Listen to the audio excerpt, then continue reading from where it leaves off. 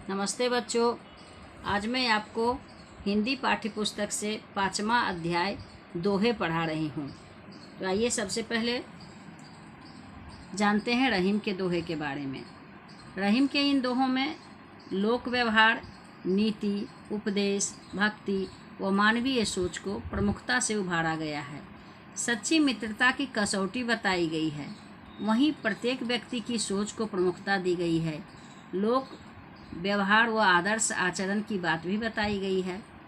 बिहारी के इन दोहों में भक्ति, नीति व श्रृंगार के साथ साथ लोक व्यवहार को भी अभिव्यक्त किया गया है। इन दोहों में एक पंक्ति में बात कही गई है तो दूसरी पंक्ति में उसका उदाहरण प्रस्तुत किया गया है। लोक व्यवहार की बातों को सरल ढंग से प्रस्तुत किया गया है। तो आइए जानते हैं रहीम के दोहे। पहला दोहा है, कही रहीम संपत्ति सगे बनत बहुत बहुरीत, विपत्ति कसौटी जे कसे तेहि साँचे मीत। रहीम कवि कहते हैं कि जिस समय हमारी स्थिति अच्छी होती है, हमारे पास संपत्ति होती है, उस समय हमारे बहुत सारे दोस्त होते हैं, लेकिन विपत्ति के समय में जो हमारा साथ नहीं छोड़ते हैं, हमारा साथ देते हैं, वही सच्चे दोस्त हैं, सच्चे मित्र हैं।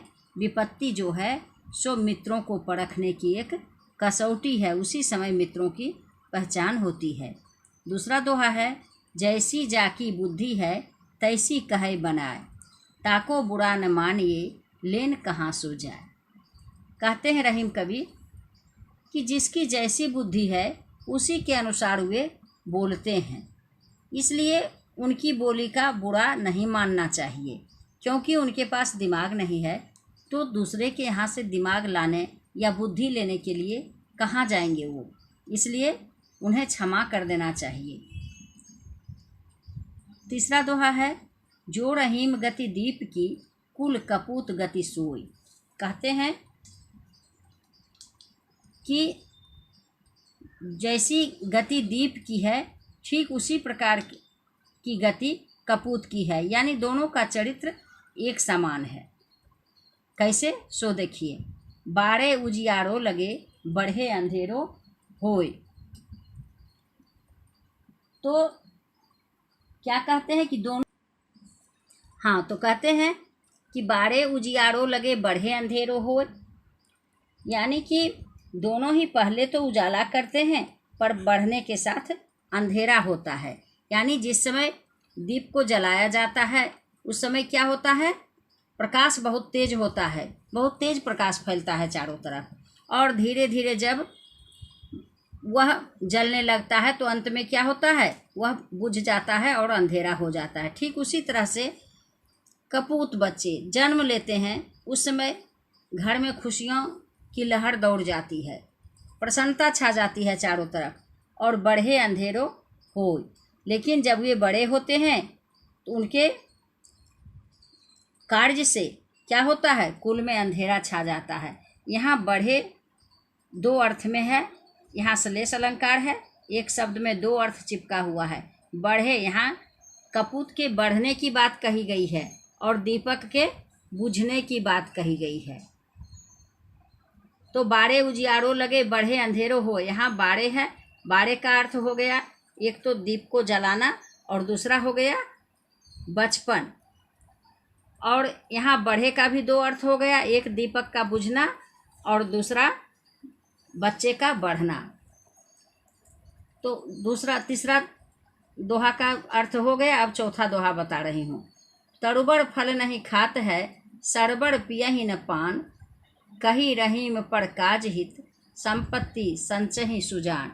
कहते हैं कि वृक्ष फल नहीं खाता है और सागर जो होते हैं, नदियाँ जो होती हैं, वे पानी नहीं पीती हैं। कही रहीम पर काज हित संपत्ति संचहि सुजान।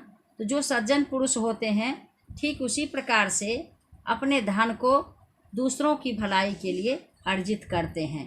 किस प्रकार? जिस प्रकार की वृक्ष दूसरों के लिए फल देता है, नदियाँ दूसरों के लिए बहती हैं, उसी प्रकार सज्जन पुरुष जो होते हैं वह दूसरों के उपकार के लिए संपत्ति का संचय करते हैं।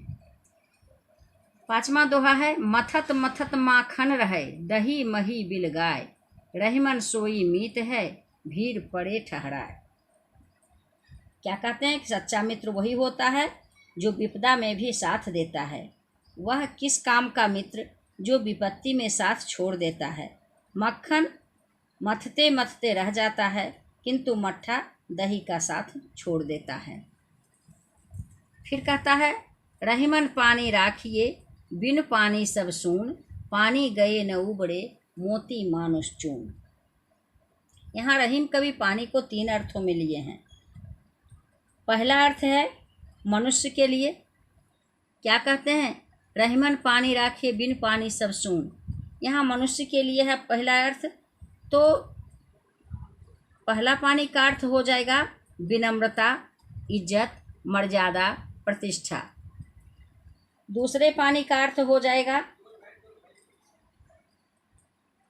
कि पानी गए न उबड़े, मोती मानुष चून, मोती की चमक।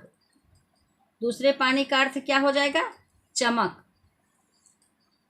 और तीसरा अर्थ है जल से।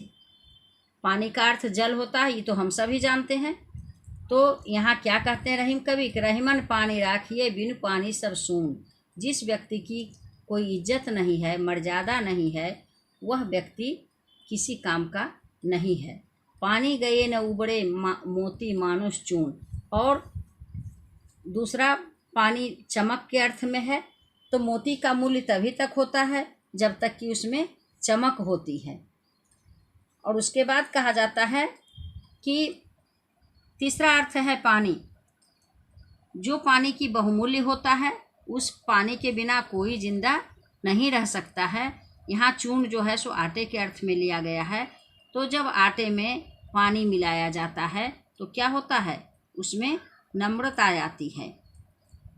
उसी तरह से रहीम का कहना है कि आटे का अस्तित्व पानी के बिना नम्र नहीं हो सकता और मोती का मूल्य उसकी चमक के बिना नहीं हो सकता। उसी तरह से मनुष्य को अपने व्यवहार में हमेशा पानी, विनम्रता और अपनी मर्यादा रखनी चाहिए, जिसके बिना उसके मूल्य में इसके बिना उसके मूल्य में ह्रास होता है। इस तरह से आज मैं आपको इन दोहों का अर्थ बता दी हूँ। कितने दोहे हैं, 2 3 4 5 6 दोहे हैं। इन सभी दोहों को आप याद कीजिएगा और इसका अर्थ भी याद रखिएगा। धन्यवाद।